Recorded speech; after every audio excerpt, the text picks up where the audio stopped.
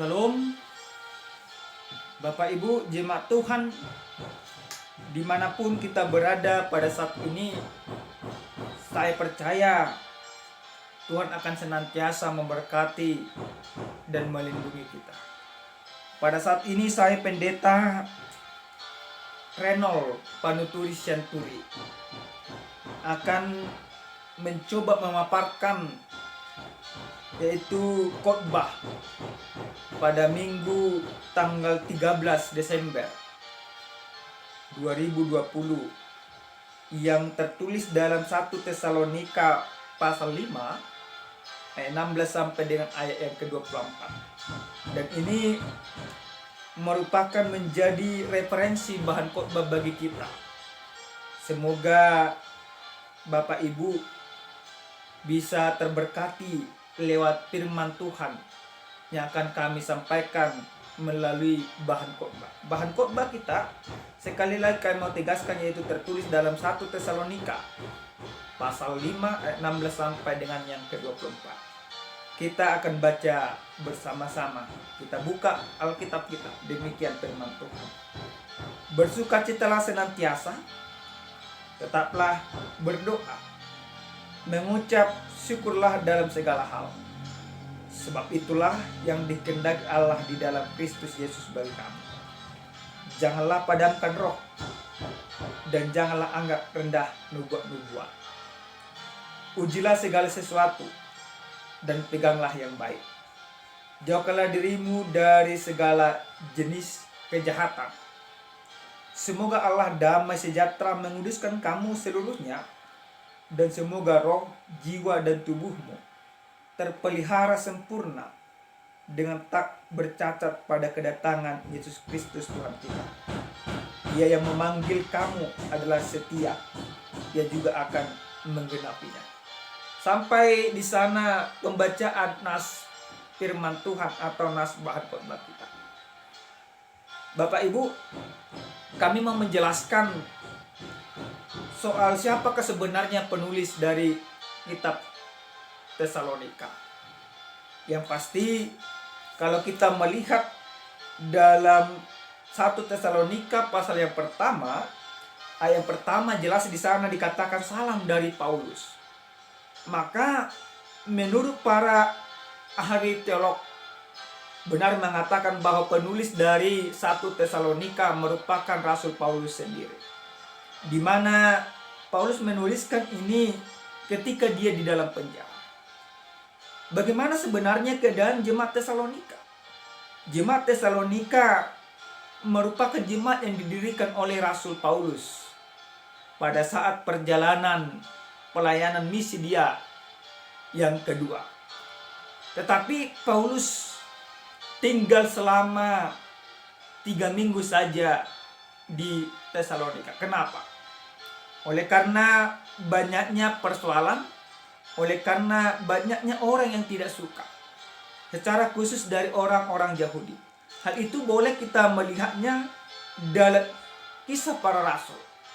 Dalam kisah para rasul jelas di sana diceritakan ketika terjadi keributan. Itu dapat kita baca dalam kisah para rasul pasal 17 ayat 1 sampai 9. Di sana jelas diceritakan ketika Paulus menyampaikan tentang Injil, tentang berita keselamatan bagi orang-orang di sana. Banyak orang yang bertobat. Dari orang kalangan Yahudi yang tidak menyetujui akan keselamatan yang dibawakan oleh Kristus. Oleh karena pemberitaan yang disampaikan oleh Paulus, mereka percaya. Maka ada kecemburuan yang begitu luar biasa yang dimiliki dari orang-orang Yahudi. Sehingga kecemburuan ini membuat kekhawatiran tersendiri bagi mereka. Kenapa mereka khawatir? Tentu dikarenakan makin banyak pengikut Paulus yang percaya kepada ajaran Paulus, berarti makin banyak orang meninggalkan keyahudian. Kalau semakin banyak meninggalkan keyahudian, berarti keuntungan mereka secara finansial akan berkurang. Akhirnya apa? Beberapa orang Yahudi yang tidak menyukai Paulus dan ajarannya berusaha menghambati pelayanan Paulus di Tesalonika. Mereka memanggil para preman-preman dari pasar untuk membuat kekacauan. Mereka di backing oleh preman-preman pasar pada saat itu. Itu jelas dikatakan. Oleh karena keributan itu, maka orang-orang Tesalonika yang sudah percaya akan ajaran Paulus berusaha melindungi oleh Paulus. Maka pada malam hari akhirnya mereka berangkatkan ke daerah Berea. Mari coba kita baca Kisah Para Rasul 17. Siapa sahabat Paulus yang menemani dia melakukan pelayanan di Tesalonika? Kita akan baca Bapak Ibu, demikian firman Tuhan. Kalau kita membaca dalam pasal yang ke-17, di sana jelas dikatakan keributan yaitu yang terjadi di Tesalonika. Ketika keributan itu terjadi, maka Paulus pergi bersama Silas ke Berea. Untuk apa? Untuk melanjutkan pelayanan pekabaran Injil. Apakah di situ Paulus menulis surat ini? Tentu tidak. Paulus menulis suratnya ini kepada jemaat Tesalonika itu ketika dia di penjara di Roma. Kenapa Paulus menuliskan surat ini?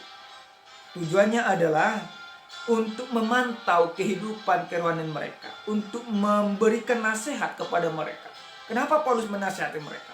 Tujuannya supaya orang-orang yang ada di Tesalonika berdiri di dalam kebenaran dan mereka tetap berjaga-jaga akan Injil Kristus. Berjaga-jaga dalam arti seperti apa? Dalam arti supaya mereka tetap setia untuk melayani Tuhan. Mereka diajarkan untuk tetap berdiri teguh di dalam Injil Kristus.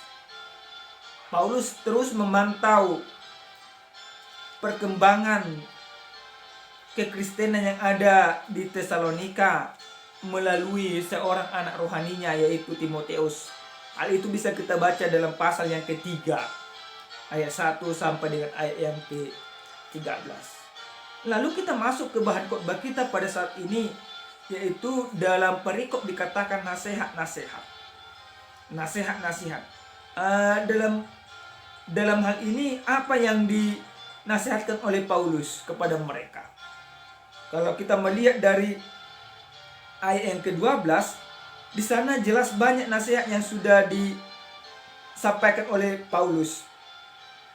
Kami minta kepadamu saudara-saudara supaya kamu menghormati mereka yang bekerja keras di antara kamu, yang memimpin kamu dalam Tuhan dan yang menegur kamu. Paulus menasihatkan supaya mereka saling menghormati satu sama lain. Karena memang pada saat itu sudah terjadi kekacauan. Di kalangan orang Kristen juga sudah seperti itu pada saat itu. Mereka kurang menghargai satu sama lain, mereka kurang menghormati satu sama lain, mereka sudah menganggap dirinya lebih hebat dari kawannya dan lain sebagainya. Kalau hal ini sampai terus-menerus dibiarkan, maka cepat atau lambat jemaat itu pasti pecah. Jadi Paulus tidak mau demikian. Tidak mau perpecahan terjadi. Tetapi Paulus menginginkan supaya mereka saling menegur satu sama lain, supaya mereka tertib, supaya mereka sabar, supaya mereka saling menerima satu sama lain. Itu yang diinginkan oleh Paulus melalui suratnya ini. Lalu, apa nasihat Paulus kepada kita? Apa yang harus kita khotbahkan pada saat ini? Ini merupakan bagian dari seluruh nasihat-nasihat Paulus, nasihat-nasihat terakhirnya dalam Tesalonika yang pertama ini. Apa yang dinasihatkan kepada kita? Kalau kita membandingkan kehidupan berjemaat antara Tesalonika dengan kita juga sudah hampir sama. Terjadi keributan di tengah-tengah gereja oleh karena apa? Oleh karena tidak saling menghargai, merasa diri hebat dan lain sebagainya.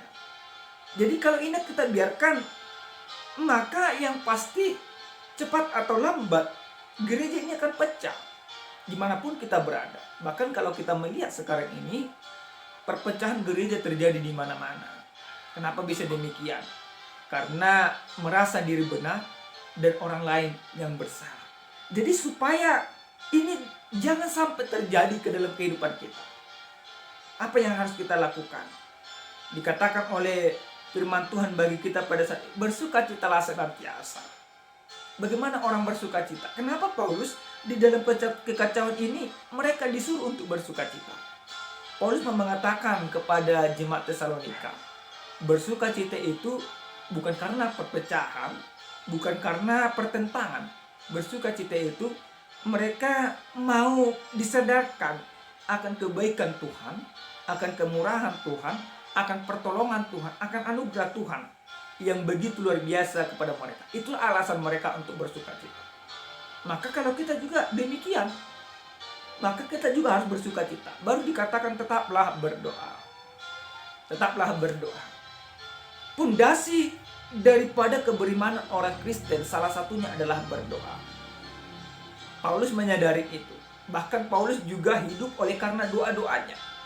Bukan karena kekuatannya, bukan karena kepintarannya. Maka jemaat itu juga diajarkan untuk berdoa senantiasa di dalam kehidupan. Yang ketiga dikatakan mengucap syukurlah dalam segala hal. Mengucap syukur dalam segala hal. Banyak memang pada saat itu jemaat Tesalonika sudah merasa bahwa dirinya ini tidak terberkati. Bahwa dirinya ini sudah mengalami penderitaan. Jadi ketika itu dibiarkan terus-menerus, merasa diri tidak terberkati, merasa diri tidak mengalami penderitaan, pasti lupa untuk bersyukur. Maka Paulus mengatakan mengucap syukur dalam segala hal. Engkau boleh melihat alasan untuk tidak bersukacita, untuk tidak bersyukur. Tetapi cukup satu alasanmu untuk bersyukur. Apa itu? Yaitu kebaikan Tuhan dalam hidupmu. Maka ini juga mengajarkan kepada kita. Ini juga yang harus kita khotbahkan kepada semua orang, kepada diri kita. Apa dasar kita untuk mengucap syukur? Adalah kebaikan Tuhan. Berjuta-juta alasan bagi kita untuk tidak bersyukur. Tetapi cukup satu alasan untuk kita untuk bersyukur. Apa itu? Kebaikan dan anugerah Tuhan Yesus Kristus yang telah nyata dalam kehidupan kita. Kalau ini kita imani, maka ini akan mendorong kita untuk bersyukur. Kalau ini kita imani, maka ini akan mendorong kita supaya jangan kita memadamkan roh Tuhan yang ada pada kita, sehingga kita mengerti apa nubuatan Tuhan, apa yang dikehendaki Tuhan dari kehidupan kita. Nah, dia yang berikutnya dikatakan dalam ayat 21, ujilah segala sesuatu dan peganglah yang baik. Nah, ini Paulus mau mengajarkan kepada jemaat Tesalonika. Pada saat itu banyak pengajaran-pengajaran sesat. Banyak pengajaran palsu. Maka orang-orang Tesalonika yang percaya kepada Kristus, mereka disuruh untuk menguji. Tujuannya apa? Supaya mereka mampu membedakan mana yang baik, mana yang benar. Kalau kita hubungkan dalam kehidupan kita, memang ini sudah terjadi. Apa yang menjadi ketakutan bahkan bagi kita? Ujilah segala sesuatu. Berarti kita orang Kristen diajak untuk bersikap kritis di dalam kehidupan ini. Bukan kritik. Walaupun memang kita melihat banyak sekarang ini orang terlalu mudah mengkritik, bukan kritis. Kalau hanya mengkritik berarti dia hanya mampu melihat mana yang salah, tapi tanpa mampu memperbaiki. Tetapi kalau yang kritis itu mampu melihat yang salah dan mampu memberikan solusi. Itu orang yang kritis. Dalam keberimanan ini perlu. Makanya Paulus katakan ujilah segala sesuatu dan peganglah yang baik. Kita harus mengujinya. Mana yang salah jangan kita pegang, mana yang baik itu yang harus kita pegang. Baru jauhkanlah dirimu dari segala jenis kejahatan.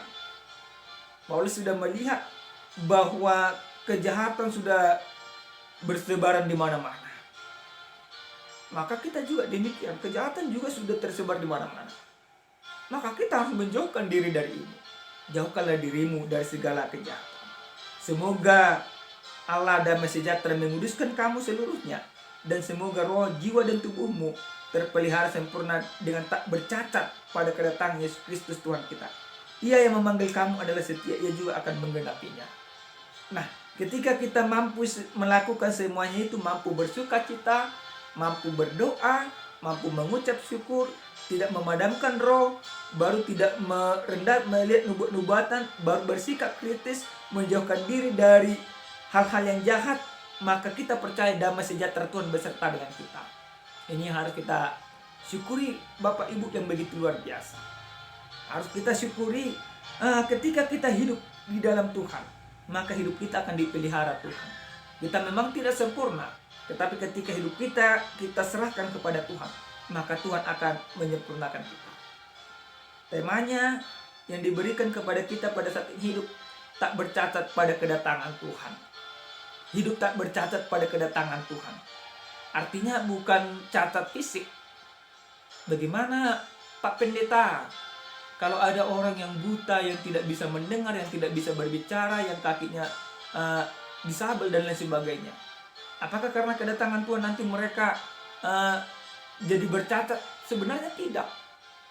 Yang dilihat Tuhan bukan penampilan fisik kita, tetapi yang mau Tuhan lihat, yang mau Tuhan inginkan adalah kehidupan kerohanian kita yang tidak bercacat di hadapan Tuhan. Ketika kita melakukan yang benar di hadapan Tuhan, berarti hidup kita sudah disempurnakan Tuhan.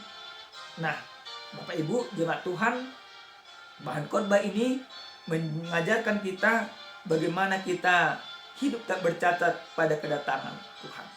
Inilah bahan khotbah yang bisa kami sampaikan. Semoga bermanfaat, semoga menjadi referensi bagi kita, dan semoga ini mampu kita lakukan di dalam kehidupan kita. Terima kasih. Shalom, Tuhan Yesus memberkati.